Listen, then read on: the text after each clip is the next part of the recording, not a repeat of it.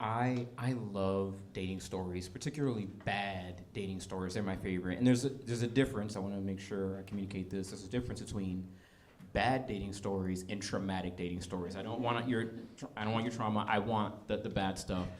And oftentimes when I talk to my friends and the people in my circle of influence, they always give me these stories about how when things didn't work out or the date was bad, about how it was the other person, about how, dude, you don't even know, man. She's crazy. JR, you don't understand. He's a narcissist. And I'm like, okay, all right, that's true. Like, there's crazy people out there and there's narcissists out there. But statistically speaking, if you've dated enough, at some point, you were the problem. And I'm sick of people telling me about how everybody else is the problem. And so I had Stephanie talk me into being the change that I want to see in the world. And tell you about the problem, being me. So what had happened was, I used to host a Spanish language happy hour. It was for people that wanted to learn Spanish, and so you would come through and I would give you practical practice in Spanish. And it was just like happy hour, except en español.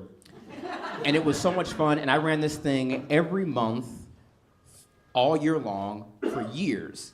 And you do that for a while, you know, you get into your groove and you do your thing, and I really love this event. And every now and then, because this is how calendars work, 1 month it fell on my birthday. And I've been doing this for a while, and so I got some friends, and the event was on my birthday, and so they had bought me a lot of drinks. And I'm the kind of person where I have a problem with frozen drinks, particularly frozen margaritas. It's kind of a deal where you don't have to ask me if I want. So if we came in here and there were frozen margaritas, it's not like, oh, JR, they got frozen margaritas. Do you want one? No, that's not the question. The question is, JR, they got frozen margaritas. Did you drive? That's the appropriate question. And so I did not drive. I took the metro, and my friends bought me copious amounts of margaritas, and they were good and they were strong, and I had a lot. Now, I was not so overserved that I forgot a rule that I have for myself when I run my event. And my rule, I have a few, but one of the rules I have for myself is I don't ask people out at my event.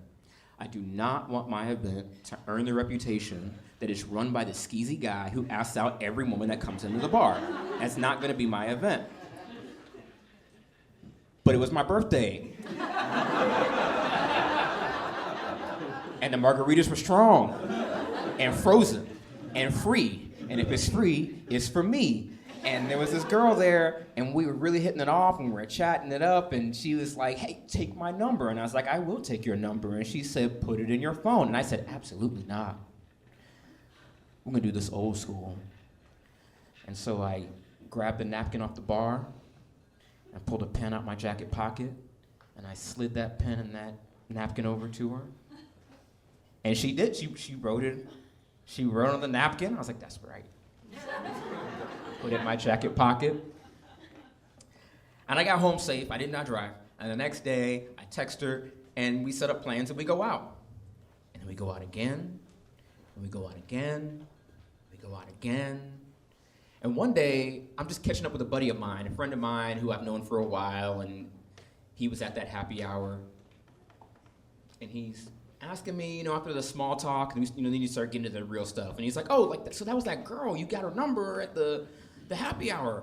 Are you still talking to her? I'm like, yeah, we're still going out. He's like, oh man, it's been a minute. Like, I should probably know her name, right? And I'm like, yeah. He's like, okay, well, what's her name? I don't know, bro. I don't know. And he's like, that can't be true. You're just playing with me, right? Come on, dude, what's her name? I was like, dude, I don't know, man, I'm freaking out. You gotta help me. And he's like, all right. So after the judgment, he's like, okay, I got you. We're gonna put our brains together. We're gonna figure this out. We got pen and paper. We're coming up with a plan. He's like, how do you not know her name in the first place? Dude, it's her fault. I gave her the pen and the napkin, and she only wrote her phone number. She didn't write her name. He's like, well, what is her name saved in your phone as? Margarita Girl, of course. This entire time. Frozen Margarita Girl, that is her name. We came up with a good plan, a good solid plan. We have all the steps of things that we're gonna do, because he's my boy, you know, like there's judgment, but like bro code. So one time we went on this date, and usually, so I'm the kind of guy where if I ask you out, I'm a little traditional with it. So I'm gonna pay for the first date. I'm gonna pay for the few, and you know, whenever you ask me if you can pay, I'm like, okay, sure, yeah, of course, thank you, I appreciate that. And I was so happy the first time she offered to pay for this. I was like, oh yeah, this is great. She offered to pay. She's gonna pull up that credit card. My boy gave me. I'm gonna lock in. I'm gonna see the name on the card. We're gonna pay this. Don't go to the bathroom. Wait for that. All right, here we go. And we were at one of those restaurants where like those servers are like super attentive. And so as soon as she took out her card, the server slapped it into that little black envelope and like took it away. And then when he brought it back, she threw it right into her purse. And I said, oh no. Fail. There was another time we were on a date. We went to Kramer's bookstore and she found this book she really liked. And I thought, oh, for sure. Like she already told me she's gonna buy the book. She's gonna pay with her card, of course. Lies. She paid with cash. She paid with cash. Actually, as a matter of fact, almost every time later we went out, she paid with cash. I don't know who she is, or where she's from, or what her deal is, or how she does her budget, but she pays with cash, and I don't like it.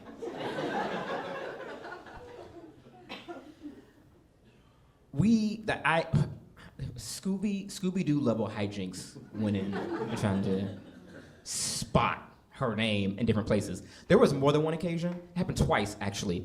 We were like out walking. One time we were on the National Mall, and one of her friends ran into us. And both times we were out on a date, and her friend ran into us. It was, hey girl!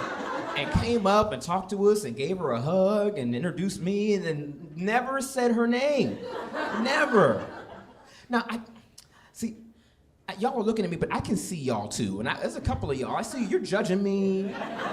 You're looking at me side-eyed like I'm a bad person. And I'm just letting you know, like, it may not sound like it right now, but like, I am full of shame and guilt.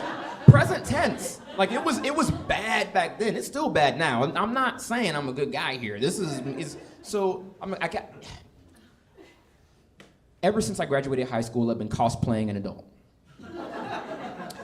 And so I'm like, if I'm pretending to be an adult, I gotta do the adult thing here. What would an adult do in this situation? An adult would sit her down and have a conversation about this. Because this can't go on. Like there's the guilt and shame is on 10. I can't. We gotta talk about this. And so I hit her up, I invite her out, we meet up, because adults do this kind of thing in person. And I sit her down, and I do the adult thing. I break up with her.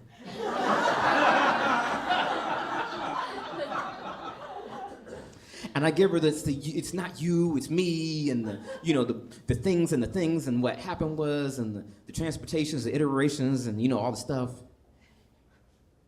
And she, being a real adult, took it really well, and I knew she knew it was BS, but she was an adult and was very gracious.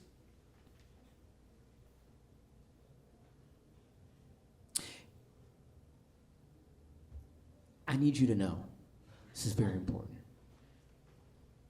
that if somebody has ever broken up with you and they told you, it's not you, it's me, maybe, just maybe, they didn't know what your name was.